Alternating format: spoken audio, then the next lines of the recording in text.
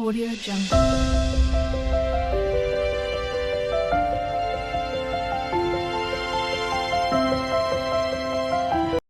இல்லத்தரசி Rubina YouTube சேனலுக்கு உங்கள் எல்லாரையும் வரவேற்கிறேன். ஹாய் கிளாஸ்மேட்ஸ், இன்றைக்கி இந்த வீடியோவில் நம்ம என்ன பார்க்க போகிறோம்னு பார்த்தீங்கன்னா 5 விதமான வடிவங்களை நம்ம எப்படி ஸ்டிச் பண்ணலாம் அப்படின்றத பார்க்கலாம். வாங்க கிளாஸ்மேட்ஸ், வீடியோக்குள்ளே போகலாம். அதுக்கு முன்னாடி என்னோடய சேனலை சப்ஸ்கிரைப் பண்ணிக்கோங்க ஃப்ரெண்ட்ஸ். இப்போது ஒரு ஒயிட் கலர் கிளாத்தோ இல்லை உங்கள்கிட்ட என்ன கிளாத்தோ இருக்கோ அதை எடுத்துக்கோங்க. அதில் வரையும் போது அதை வரைஞ்சால் அழகாக தெரியுற மாதிரி எடுத்துக்கோங்க. இப்போ நான் என்னென்ன டைப் ஆஃப் ஷேப் வரைஞ்சிருக்கேனோ அதை நீங்கள் நீட்டாக வரைஞ்சி எடுத்துக்கோங்க. அந்த வரைஞ்ச ஷேப்பை இப்போ நம்ம ஸ்டிச் பண்ண ஆரம்பிக்கலாம். ஸ்டிச்சிங்கில் ஃபஸ்ட்டு டாட் வந்து ஸ்டார்டிங்லேருந்து ஆரம்பிக்கும் போது பேக் ஸ்டிச் ஃபஸ்ட்டு போட்டுக்கோங்க. ஏன்னா அது ரொம்பவே முக்கியம் எல்லா தையலுக்குமே. கரெக்டாக அந்த கோட்லேயே நம்ம எப்படி வரைஞ்சிருக்கோமோ அதுக்கு மேலேயே தையல் போடுங்க. கொஞ்சம் பொறுமையாகவே ஸ்டிச்சிங் போடுங்க.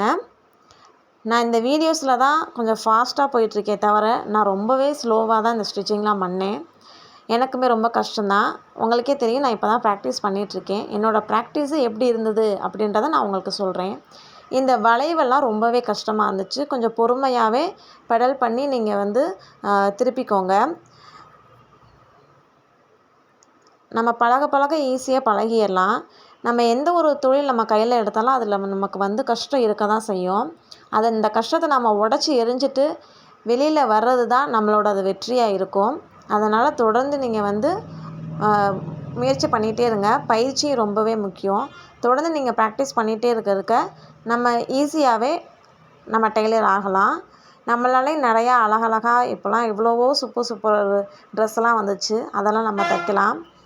நம்மளும் ப்ராக்டிஸ் பண்ணுறோம், சூப்பரான ட்ரெஸ்லாம் தைக்கிறோம். என்ன கிளாஸ்மேட்ஸ், கரெக்ட் தானே? அதனால தான் நம்ம ஆரம்பத்துலேயே தெளிவாக கற்றுக்கணும்.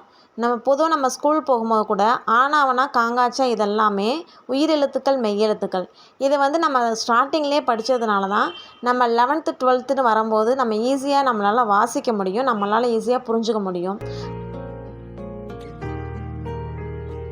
வந்து 1வது 2வது படிக்கும்போது அந்த காங்காய்ச்சி ஆனவெல்லாம் ரொம்ப கஷ்டமாக இருக்குது. இது என்ன இவ்வளோ பெருசாக இருக்குது, இது என்னடா படிக்க சொல்கிறாங்கன்னு.